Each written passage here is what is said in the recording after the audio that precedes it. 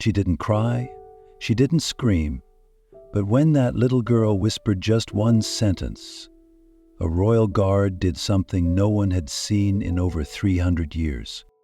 And what happened next brought grown men to tears. Welcome to Guard Royals, where we bring you true stories of honor, tradition, and the quiet moments that reveal the heart behind the uniform. But before we dive in, take a second. If you believe courage still matters in today's world, smash that like button. Tell us where you're watching from. We read every single comment. And don't forget to subscribe for more stories like this, because tomorrow we're dropping another powerful moment from the palace that you won't want to miss. Now picture this. It's a crisp spring morning at Buckingham Palace. The courtyard is buzzing with tourists, snapping photos, watching the royal guards stand in perfect stillness. But then, through the crowd comes a tiny girl, 6 years old, bald from chemo, eyes sparkling with wonder. And when she softly asks, "Do you think he knows I'm trying to be brave too?" something in the guard shifts, something no military training could prepare him for. Stay with us, because what happens next, when duty meets compassion, may be the most touching moment ever captured in that courtyard.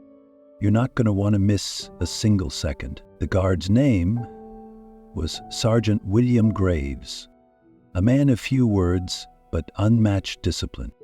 17 years of service, 2 tours in the Middle East, countless ceremonies at the gates of Buckingham Palace. Through rain, snow, heat, protests, and mockery from unruly tourists, he had never once broken formation. Not once.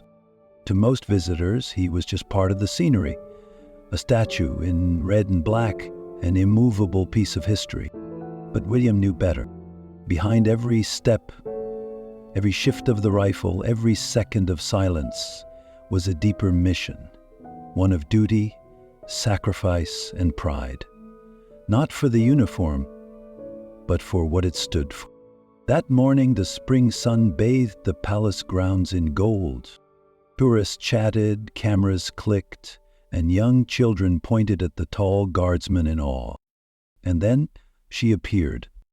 Lila Morgan, just 6 years old, from a small town in Ohio. She wore a lavender dress and a handmade knit cap pulled snug over her bald head.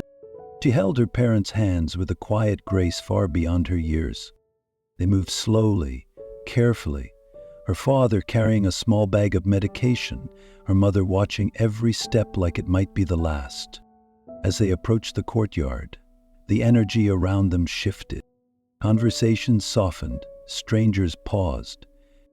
Something about the family made people instinctively part the crowd, and Sergeant Graves, rigid, expressionless, utterly still, noticed too. His eyes, trained to spot the slightest threat, now locked onto something else entirely. A child who had come not to challenge him, but to mirror his strength. And in that moment, the stillness of a soldier began to crack. They hadn't come for photos. They hadn't come for the ceremony. They had come for one quiet moment that might just become a memory to last a lifetime. As the Morgan family stepped past the palace gates into the main courtyard, something shifted in the air, not visibly, not with fanfare, but in a way that even the most distracted tourist somehow sensed. You could see it in the way conversations paused, in the way parents gently pulled their children a little closer, in the way cell phones lowered without anyone asking. Lila walked between her mother and father, holding their hands, not tightly, but with trust. The kind of trust that comes only when a child knows her time is limited and her parents are holding on to every minute. She moved with the careful grace of someone far older than 6, like every step was being measured, cherished. Her mother, Janet, had chosen a soft lavender dress, the same one Lila wore to church on Easter Sunday. She'd even managed to find matching socks and pinned a tiny silver butterfly to the strap. Her cap, a soft blue knit, hand-crocheted by her grandmother, covered her bare scalp. Her father, Michael, wore the weight of the world on his shoulders. He kept glancing down at her, then ahead to the palace guard, then back to her again. In his right hand was a small camera. In his left, Lila's medication just in case. That weren't sure how long she'd last on her feet. But she was determined. "Mommy," she whispered as they approached the line where the crowd usually stops, "do you think he can see me?" Her voice was soft, raspy from weeks of hospital air, but still full of light. Janet smiled, though her eyes filled with tears. "I think he sees you, baby girl. He sees everything." And it was true. Sergeant Graves hadn't moved, not an inch. But behind that motionless exterior, behind those mirrored eyes and polished buttons, he saw everything. The girl's cap, the way she leaned gently into her mom for support, the slight tremor in her hands as she brushed her dress flat. But most of all, he saw the expression on her face. Not fear, not even sadness, but pure wonder. He'd seen thousands of children visit the palace over the years. Some giggled, some mocked, some even tried to make him blink or break. But Lila, he was reverent, she was present, and she was trying with every ounce of strength to stand tall. As the family reached the front of the crowd, Lila tugged gently on her father's hand. "Daddy, can I try standing like him?" Michael knelt beside her, adjusting the hem of her dress and straightening her shoulders. "You don't have to, sweetheart," he said, barely able to speak. "But I want to," she said. "He looks so strong. I want to look like that too." Then, her tiny feet planted shoulder-thin apart, hands at her sides, she stood. The crowd, without any prompting, fell into total silence. Some wept quietly. Others watched in breathless awe. One elderly veteran near the back removed his cap and placed it over his heart. And from his post, without blinking or moving, Sergeant Graves felt something crack inside the armor of his discipline. She wasn't asking our attention. She wasn't asking for help. When she was simply asking, through posture, through presence, through silent courage, to be seen. And that changed everything. For a moment, it felt like time had stopped. Tourists stood still, their conversations silenced, as if Buckingham Palace itself had paused out of respect. Leela stood there, 6 years old, 70 pounds of quiet bravery, feet slightly apart, trying her best to mimic the posture of the soldier before her. Her knees wobbled, her shoulders slumped a little, but her face was radiant. She looked up at Sergeant Graves, eyes wide, hands trembling slightly at her sides, and then she whispered the words that would change everything. "Do you think he knows I'm trying to be brave too?" Her mother gasped softly. Her father blinked rapidly and turned away, pretending to adjust the camera so no one could see the tears in his eyes. And though Graves stood as still as ever, that question hit him like a bullet to the heart. For 17 years, he had stood post at state funerals, at royal events, through street protests and snide remarks. He had watched the world pass by without ever flinching. But now, in front of this little girl, fragile in body, fierce in spirit, he felt more seen than in all his years of service. The crowd around them had grown absolutely still. Even the ever-present buzz of London traffic seemed to fade. And then, just as her legs started to buckle, Lila looked back at her father and said, "Daddy, I think I need help standing up tall." Michael dropped to his knee beside her, holding her tiny arm, helping her steady herself. "You're already standing tall, sweetheart," he whispered. "Taller than most grown men ever will." Just then, a tourist nearby whispered, "She's braver than I'll ever be."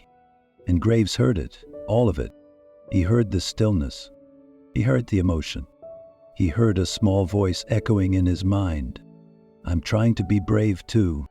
And in that moment, Sergeant William Graves did something he had never done in 17 years, something that went against every training manual, every ceremonial guideline, every expectation. He moved.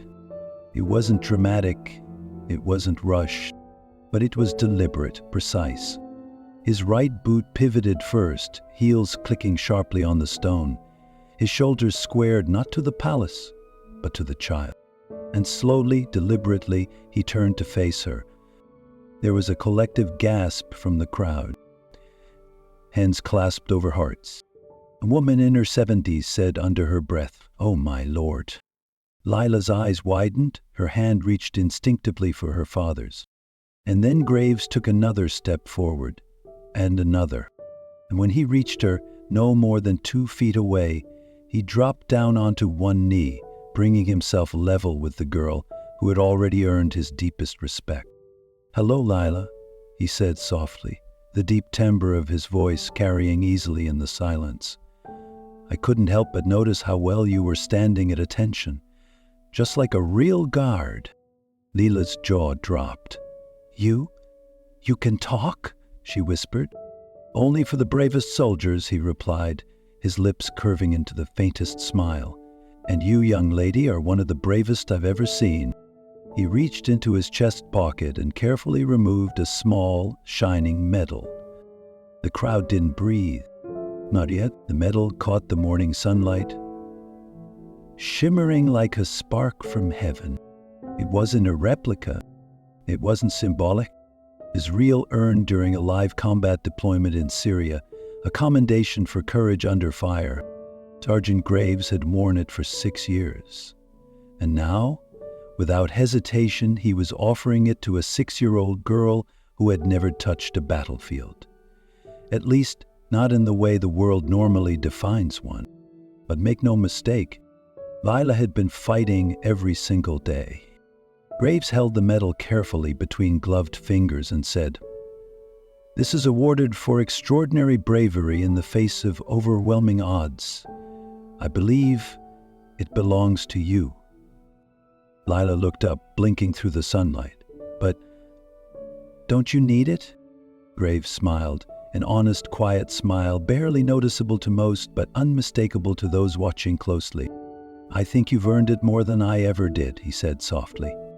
Her hands trembled as he reached forward and pinned the medal to her lavender dress.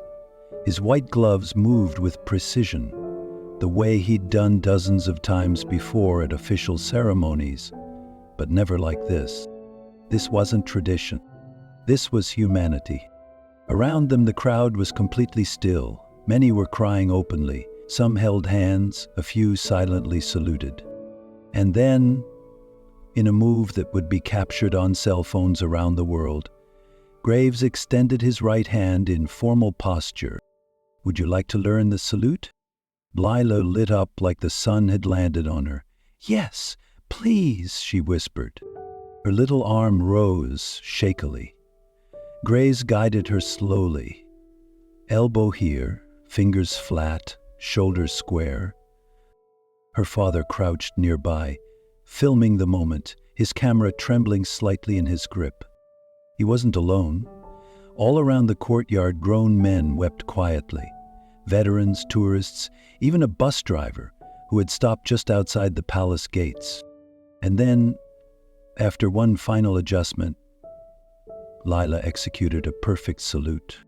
It was crooked, her fingers wobbled, but no salute had ever meant more. A spontaneous round of applause broke out. Not loud, not raucous, but full of soul, an ovation for a girl who had just stood shoulder to shoulder with a soldier in more ways than one. But Graves wasn't finished. He looked her in the eye, lowered his voice, and asked, "Would you do me the honor?" Lila tilted her head, confused. Then he opened his arms. The courtyard gasped, and Lila didn't hesitate, not for a second. She stepped forward into his embrace. Her arms barely reached around his shoulders, but she held on tight, like she'd found something safe, something sacred. He didn't just hug her, he held her like a brother in arms. In that moment, time folded in on itself. There were no tourists, no protocols, old centuries of tradition. Just a soldier and a little girl, both scarred in different ways, meeting in the middle of Buckingham Palace, wrapped in something stronger than silence. Recognition. When they finally pulled apart, her eyes sparkled. His were misted over. She looked down at the medal on her chest, then back at him and whispered, "Now, I really am a guard." Graves, still kneeling, saluted her again. Not for the camera, not for the crowd, but because, in that moment, he knew this girl had earned his deepest respect. The courtyard remained hushed. Even after Sergeant Graves returned Lila's salute, no one spoke. The only sound was the faint rustle of spring wind sweeping across the stone. For a few sacred seconds, it was as if the whole world had stopped breathing. Then slowly, softly, it began. A quiet clap from an elderly man near the back. Then another from a woman holding her hand over her heart. And suddenly, the entire courtyard, tourists from a dozen countries, strangers who moments earlier had never met, erupted in gentle applause. Not the kind you hear at a concert, but the kind reserved for moments that change you. Moments you know you'll carry with you for the rest of your life. Lila stood there, holding her medal with both hands, her cheeks glowing pink with pride. Her cap had tilted slightly to one side, revealing the smooth curve of her scalp. But she didn't reach to fix it. She didn't have to. Feeling perfect. Her father, still crouching nearby, wiped his face with the sleeve of his jacket, trying to steady the camera. Her mother, Janet, stood frozen in place, both hands covering her mouth, tears spilling freely down her cheeks. Just beyond them, people stepped aside. They didn't move out of obligation or politeness, they moved out of reverence. The young couple let go of each other's hands and gently waved at Lila. A teenage boy took off his baseball cap and placed it over his heart. A group of older veterans, 3 men in their 70s, standing near the front, saluted her in unison. And when they did, Lila returned the salute, not because she was told to, but because, in her heart, she knew she was one of them now, one of the brave, one of the few, one of the unshakable. A little boy nearby tugged at his mother's sleeve. "Is she famous?" he asked, eyes wide. "No, honey," she whispered, kneeling down. "She's something better. She's a hero." Graves rose slowly to his feet, his boots clicking softly against the cobblestone as he resumed his position. But something was different now. He hadn't broken discipline. He had elevated it. His posture, still perfect.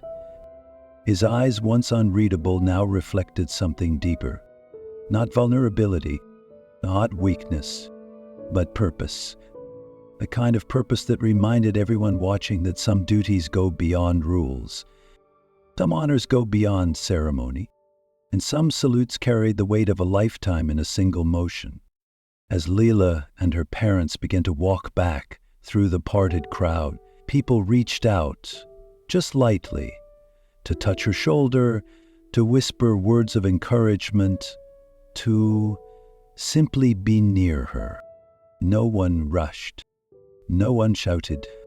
It was like watching royalty pass, but not the kind born of bloodline or throne, the kind born of courage. As the family reached the far end of the courtyard, Lila turned for one final glance. Graves was already facing forward, rifle in place, expression composed. But just as she looked back, he blinked once, just once, and somehow she knew that blink wasn't a break in formation. It was a silent goodbye, a thank you, and perhaps a promise. A day, the guards resumed their silent watch. Tourists returned to taking photos. The palace courtyard slowly came back to life, but something had changed. not in the bricks or the uniforms, but in the hearts of everyone who had witnessed what took place. They hadn't just seen a soldier kneel. They hadn't just seen a child smile. They had seen duty meet compassion, tradition meet grace, and discipline bend to love, if only for a moment. And for many, it was a moment they would never forget. As the Morgan family stepped through the gates, Lila's medal still gleaming on her chest, strangers clapped her on the back. Some wiped away tears. Others said nothing at all, but their eyes said everything. A quiet kind of reverence followed her, like a ripple through water. Because what she had done, what Sergeant Graves had done, it reminded every witness that strength is not just in how still you stand, but in how deeply you feel. Later that night, back at their hotel, Janet would help Lila place the medal in a small velvet box beside her hospital bracelet and the butterfly pin she always wore on difficult days. "It's not about the medal," Lila whispered sleepily, her head resting on her mother's shoulder. "It's about being seen." And in that single sentence, she revealed a truth we too often forget. We all want to be seen, not for what we lack, not for what we've lost, but for who we truly are, deep down. Fighters, survivors, keepers of quiet courage. Sergeant Graves didn't just break protocol that day. He reminded us that beneath the armor, beneath the rules and ceremony, beats a human heart. And sometimes in rare, sacred moments, that heart answers a higher call. So, let us ask you, what would you have done in his place? When is it right to let the heart override the handbook? Tell us in the comments, we want to hear your voice. And if this story moved you, if it reminded you of someone you love, or a moment you've never forgotten, give this video a thumbs up, share your story below. Subscribe to the channel for more real moments that honor not just tradition, but the human spirit behind it. Every day we bring you powerful stories from the gates of Buckingham Palace, where the silence of a guard sometimes says more than words ever could. And remember, sometimes the most meaningful acts of duty don't happen on the battlefield or under orders. They happen in a quiet courtyard, under a soft spring sun, when a little girl simply wants to stand tall. This wasn't just a meeting. It was a reminder for all of us that rules matter, but compassion defines us. Until next time, take care of each other, and never underestimate the strength of a quiet act of kindness.